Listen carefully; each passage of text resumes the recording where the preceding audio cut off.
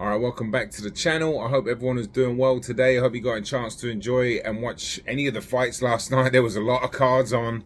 I'm going to talk mainly about Brian Mendoza's sensational knockout victory over Sebastian Fundora. Briefly touch on the top ranked card as well, and the Shakur Stevenson card. A little bit about the BAM card. I read about it. I didn't have that one on. I had all the other channels going, but there was a lot of fights on. I hope you guys got to enjoy them. Let's talk about them. Boxing. So yeah, Brian Mendoza pulls out a sensational knockout victory against Sebastian Fundora. You know, in what ended up being a pretty good fight, just because of the knockout highlight. You know, that can change a fight quickly, and it did. And it was a beautiful shot. He set it up marvelously with a jab. I think it was a feint jab somewhere to the stomach or his hand, and then he came around with a hook.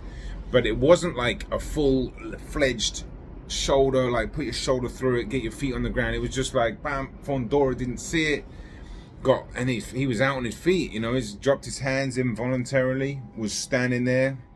Mendoza just came back in and reeled a huge right hand, and that was it. And then just for good measure, he sunk a left hook in there. It was a really quite a marvelous end to the fight.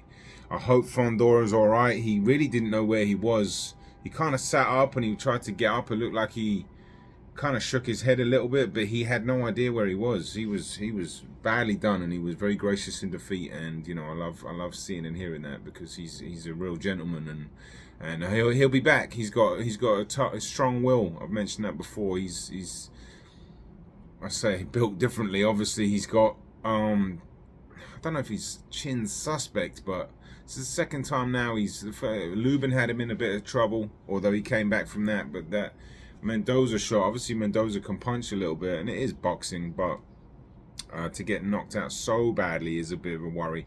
He was starting off well, you know. He was a bit more. I thought he was going to be a bit more aggressive, but he was boxing a little bit nicely. He was having Mendoza's movement was really good. He can box. I said he's a neat, tidy boxer, and he was using, you know, lateral movement, feinting, head movement, to sort of wiggle his way through the rounds. But he was losing the rounds, but he was touching Fundora a little bit, especially in around like the 5th round, where he definitely committed a bit more. And I mentioned that the uppercuts would be a big factor in this fight, and Mendoza, they were both trading uppercuts, and I think it was in the 5th round, and Mendoza was landing his, Fundora was obviously landing his. And at the end of the 5th, it might have been the 6th, but you know, Ishmael Salas said to Mendoza, "Bro, you all right?" And he's like, "Yeah, I'm good. Let's go." And so he was, you know, obviously had focused and had a game plan and was sticking to it. And I love it, man. I love this sport when it just you have such a, you know, you can, no other sport can you be winning. Not like Fundora was drastically ahead and outclassing them completely. Mendoza had a couple of spots here and there, but generally speaking, it looked like it was going a bit rough for Mendoza in the 6th. I think I was thinking, wow, he might stop him, and I thought Fundora was going to win on the cards. But what I was going to say is, if you have like a football match or soccer in America or whatever, basketball, and you are like, you know, 50 points up or 6 goals up or whatever in the 4th quarter, the game's over.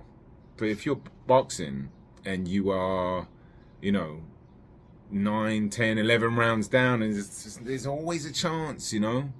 And obviously this came in the 7th, and Mendoza, like I said, beautifully set up.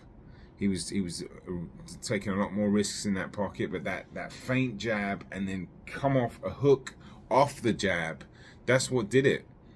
He was out on his feet after that, and obviously that right hand and left hook just completely ended it. But the bigger they are, the harder they fall. He took one heck of a tumble, whacked his head.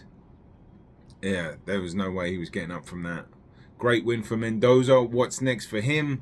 It's that 154 division is heating up, definitely. You know, there's a lot of good fights down there.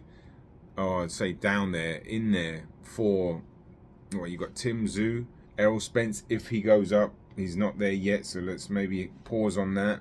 Jamel Charlo, Jesus Ramos, who's already beaten Mendoza, by the way. Then you do have Fundora. Hopefully he can come back from this. Danny Garcia's in there. Liam Smith in the UK. Interesting fights.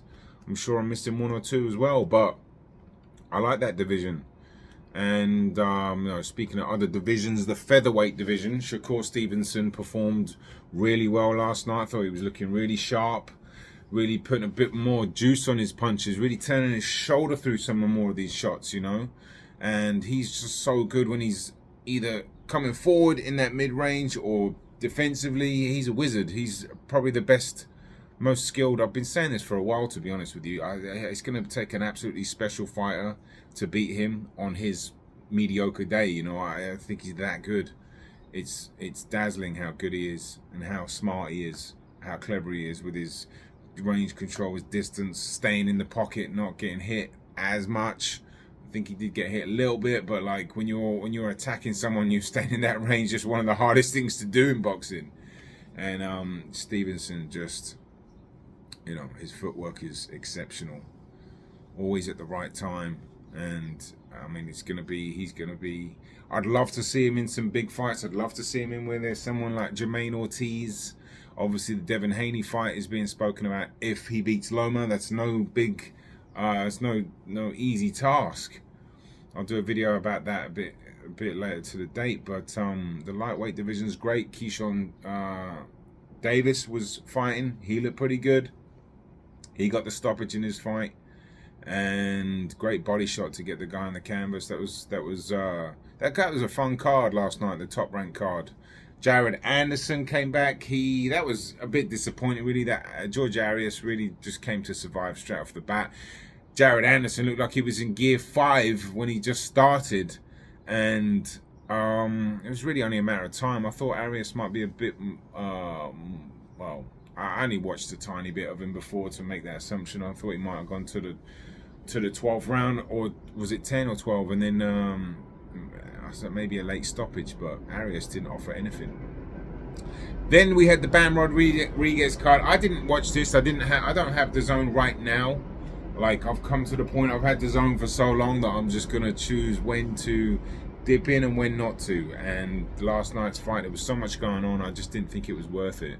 And the schedule coming up is okay, but I was like, maybe I'll wait until the Rakhimov fight or the Canelo fight. But I sound like a cheap boxing fan. I'm really not. I've got all the ESPN Showtime. I paid for all the pay-per-views, and I've had the zone for a while, but I think it's time to put that on pause and just duck in when I need to. But I hope you guys got a chance to enjoy the fight. Shout out to anybody that picked Mendoza on the post that I put up, the community board.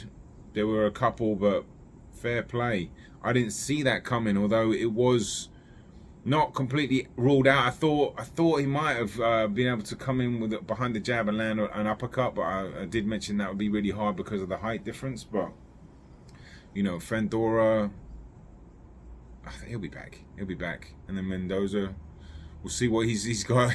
He's got 3 knockout wins in a row now, and 2 of them are highlight reels. I didn't see the other one, but the last 2 against Rosario and now Fundora, he's going to be making a name for himself, and he's got a good coach, and he's based in Vegas now. I think it's going to be interesting. Like I said, Jesus Ramos has already beat him. He's going to want to watch for the 154s. But yeah, Bam Rodriguez, briefly, he broke his jaw in the 6th round. So I know he was I was hearing reports he was getting touched up a little bit, but you could hear him post-fight. He really couldn't talk. So, I mean, that just shows you more grit and determination and desire and will from someone like a special fighter like Bam Rodriguez, who breaks his jaw in the 6th round and still comes and carries on to win. Can you imagine breaking your jaw in the middle of a boxing match and still getting hit on it? Incredible. These guys are superhuman beings, seriously. But look, that's it from me. I'll be back in a few days, and I hope you guys have a wonderful week, whatever you do. Take care.